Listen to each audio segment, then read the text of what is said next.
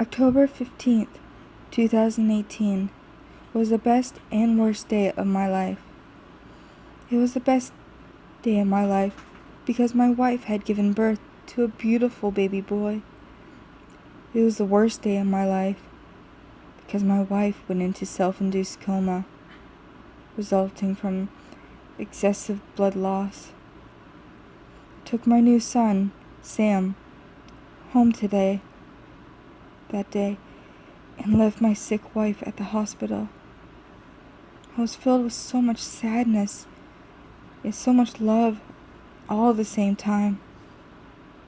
Every night I put my baby boy to sleep, and I was filled with absolute peace and joy. I had never seen a baby sleep as soundly as my son did. Every night I wished I could hold my wife as we watched our son dream the night away. I wanted so badly to retain these wonderful images I had of Sam, and I knew my wife would want them too. I knew I had to do something. My next-door neighbor and his wife gave birth to a little girl named Cindy 2 years prior. I remembered them showing me a scrapbook filled with gorgeous sketches of animals, candies, toys, and things of that sort. The sketches were created by a machine called Dream Sketch. The machine worked like a polygraph device, except it sketched whatever a person or child was dreaming of at that given time. I knew right then and there that I had found the answer I was looking for.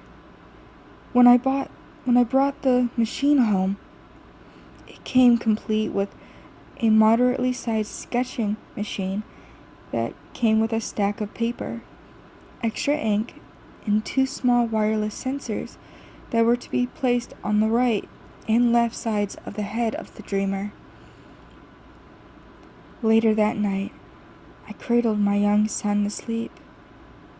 I then put the 2 small sensors on both sides of Sam's head and turned on the machine. The machine buzzed softly on into the night. I stayed in Sam's room for nearly an hour before I went to bed, periodically watching the dream sketch and watching Sam sleep. I was excited. I was as excited as a kid before Christmas, waiting to see what my son would dream up. When I awoke the next morning, I went into Sam's room to wake him up. Sam lay calmly in his crib as he stared at me smiling. Just as I was going to pick up Sam, I remembered the dream sketch. A single sheet of paper lay on the floor next to the dream sketch. As I picked up the sheet of paper, I could clearly see it was a drawing of my wife lying in her hospital bed fast asleep. Strange that such an image would be made from a newborn child. But there was something else that was odd about this drawing. Something that I couldn't quite figure out. It was then that I received the phone call. I don't recall who it was that gave me the news that day. It could have been a man or even a woman for all I know. But what I do know for sure are the words that were spoken to me. Your wife is dead. It was then that I knew what was odd about my sketch in my hand. My wife's electrocardiogram was flatlined. With tears in my eyes and a lump in my throat, I laid Sam calmly on his back, and still staring at me, still smiling. I returned the dream sketch back to the store where I bought it from and screamed at the employee who sold it to me. The employee did their best to explain to me that they have no control over what the dream sketch draws. That, of course, is all up to the person the dream sketch is hooked up to. The employee apologized profusely for the inconvenience, but I was inconsolable at that point.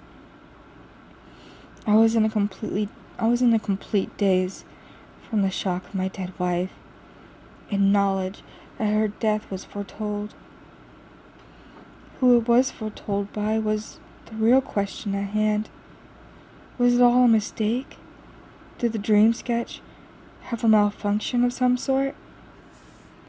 Was there no malfunction at all? Or was it my baby son that indeed dreamt of the death of my wife? There was only one way to know for sure, and the answer terrified me. I left the store with a new dream sketch and waited anxiously for nightfall. It was difficult for me to rock Sam to sleep that night. He kept staring at me and smiling, a damn smile of his. Eventually he fell asleep and slept soundly, while I frantically opened the box to the dream sketch and put all the necessary pieces in order. Once I connected the sensors to the right and left sides of his head, I sat there in Sam's room, quietly in the dark. I listened to the quiet hum of the dream sketch and waited for the drawing needles to start sketching something. My heartbeat increased with every minute that the night consumed. I watched the drawing needles. Bags under my eyes started to form as the moon shifted its position in the sky. My heart began to decrease as I tried desperately hard to stay awake and watch the drawing needles. The machine continued to hum through the night, and as I fell asleep in my rocking chair, rocking myself into a deep sleep, I woke up in a sweat as I could feel Sam's eyes staring into my subconscious. I locked eyes with my son as he continued to smile that same damn smile, and I was frowning my same damn frown. I then looked down at the dream sketch and noticed another single sheet of paper lying down on the damn floor. I dropped to my knees and crawled over to the paper, frightened as a child in the dark. I wanted nothing more than to crumple the paper up and burn it and never know what was drawn on it, but I couldn't. I had to know what was on that paper. I had to know who foretold my wife's death. I reluctantly looked at the paper and held my breath at the gruesome sight that lay before me. I looked on at the sheet of the paper that had a drawing of a lunatic of a man carrying a bloody shotgun in one hand and the sheet of paper in the other. Two gory bodies lay on the floor below him. One of the bodies was of a young woman in her mid-20s. The other body was of a little girl lying down, dead, next to a dream sketch.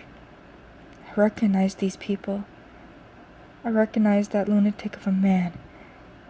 God help me, I knew who these people were. I looked out the window toward my next-door neighbor's house and saw fire trucks and cop cars and several ambulances. When I walked outside, I spoke with one of the police officers on my neighbor's lawn. He told me that my neighbor used his dream sketch on his wife.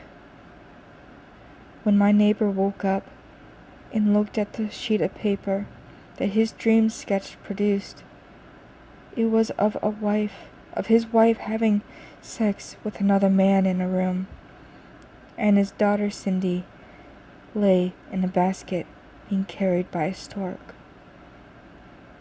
The officer told me that my neighbor had gone insane and murdered his wife and daughter with a shotgun. After completing the heinous act, my neighbor put both barrels of the shotgun into his mouth, and fired. It was clear to me then that my newborn son was a master of evil. But how? How could a baby know such terror? How could a baby foresee evil things to come? Could he in fact be an evil being? Or could he just see things to come, things just so happen to be the forces of evil? No. How could one see such evil, such terror, such brutality, and sleep so soundly at night? I knew then what must be done. I knew then that Sam, my baby boy, had to die. I stampeded the stairs in a rage towards my child's bedroom. Blood pumped through my veins like never before, as I was prepared to do the unthinkable. I swung open Sam's door so ferociously that it made a gaping hole when it slammed against the wall. I expected to hear Sam cry with a loud crash, but only silence was heard. When I approached the crib, Sam was fast asleep. He slept as calmly and sweetly as ever before, but I knew what he was. I knew the true evil that lurked behind those eyes that stared at me so deeply, and that mouth that smiled, that damn smile. I can admit that at this point I had gone completely mad. I wanted Sam to wake up. I wanted him to see what I was about to do to him. I wanted him to show me that damn smile one last time as I choked the life from his wretched little body. I grabbed my son's throat and squeezed. I squeezed until all of the blood in my body had gone to my head. Blood pulsated through my veins as I squeezed. I was squeezing so hard that I hadn't breathed a breath of air for nearly a minute, and I almost passed out. I collapsed to the ground afterwards. After I killed my only son, I cried for a while. I cried and pleaded to God and asked him if I did the right thing. It was then that I noticed a sheet of paper next to the dream sketch. Picked up the single sheet of paper, held it to my face. It was a drawing of me strangling my baby in his crib. I killed my son. I killed Sam. I never knew whether or not Sam could see the evil things to come, or if he made these evil things. What I did, I would do again today. Confession statement made by Vincent Marshall regarding the murder of Samuel Marshall. Confession taken at Los Angeles County Police Department on December the 21st, 2018 at approximately 5:55 p.m.